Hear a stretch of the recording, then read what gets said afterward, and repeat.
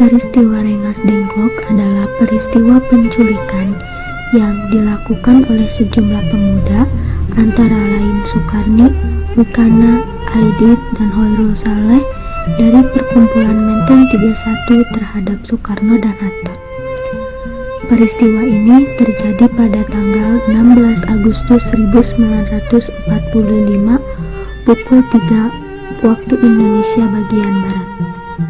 Soekarno dan Hatta dibawa ke Rengas Dengklok, Karawang untuk kemudian didesak agar mempercepat proklamasi kemerdekaan Republik Indonesia. Sampai dengan terjadinya kesepakatan antara golongan tua yang diwakili Soekarno dan Hatta serta Mr. Ahmad Subarjo dengan golongan muda tentang kapan proklamasi akan dilaksanakan, terutama setelah Jepang mengalami kekalahan dalam Perang Pasifik. Menghadapi desakan tersebut, Soekarno dan Hatta tetap tidak berubah pendirian. Sementara itu di Jakarta, Hoirul dan kawan-kawan telah menyusun rencana untuk merebut kekuasaan. Tetapi apa yang telah direncanakan tidak berhasil dijalankan karena tidak semua anggota PETA mendukung rencana tersebut. Proklamasi kemerdekaan Republik Indonesia rencananya akan dibacakan Bung Karno dan Bung Hatta pada hari Jumat 17 Agustus 1945 di lapangan Ikada yang sekarang telah menjadi lapangan Monas, atau di rumah Bung Karno di Jalan Pegangsaan Timur 56. Dipilih rumah Bung Karno karena di lapangan Ikada sudah tersebar bahwa ada sebuah acara yang akan diselenggarakan, sehingga tentara-tentara Jepang sudah berjaga-jaga untuk menghindari kericuhan antara penonton-penonton saat terjadi pembacaan teks proklamasi.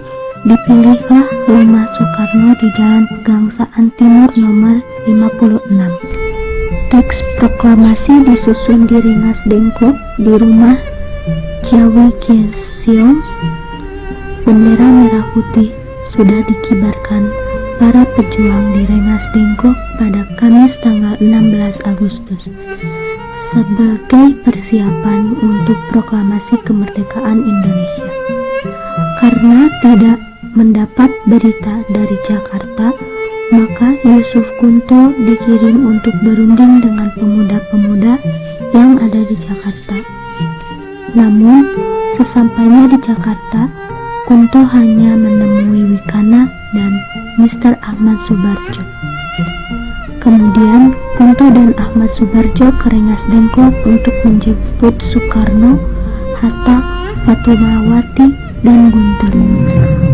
Ahmad Subarjo mengundang Bung Karno dan Hatta berangkat ke Jakarta untuk membacakan proklamasi di Jalan Pegangsaan Timur 56. Pada tanggal 16 tengah malam, rombongan tersebut sampai di Jakarta.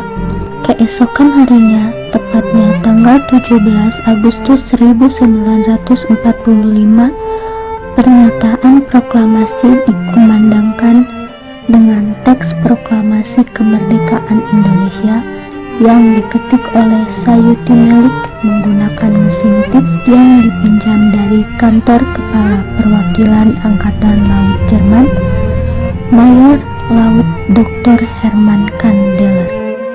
Yang melatar belakangi hal ini adalah pada waktu itu Soekarno dan Muhammad Hatta, tokoh-tokoh menginginkan agar proklamasi dilakukan melalui PPKI, sementara golongan pemuda menginginkan agar proklamasi dilakukan secepatnya tanpa melalui PPKI yang dianggap sebagai buatan Jepang.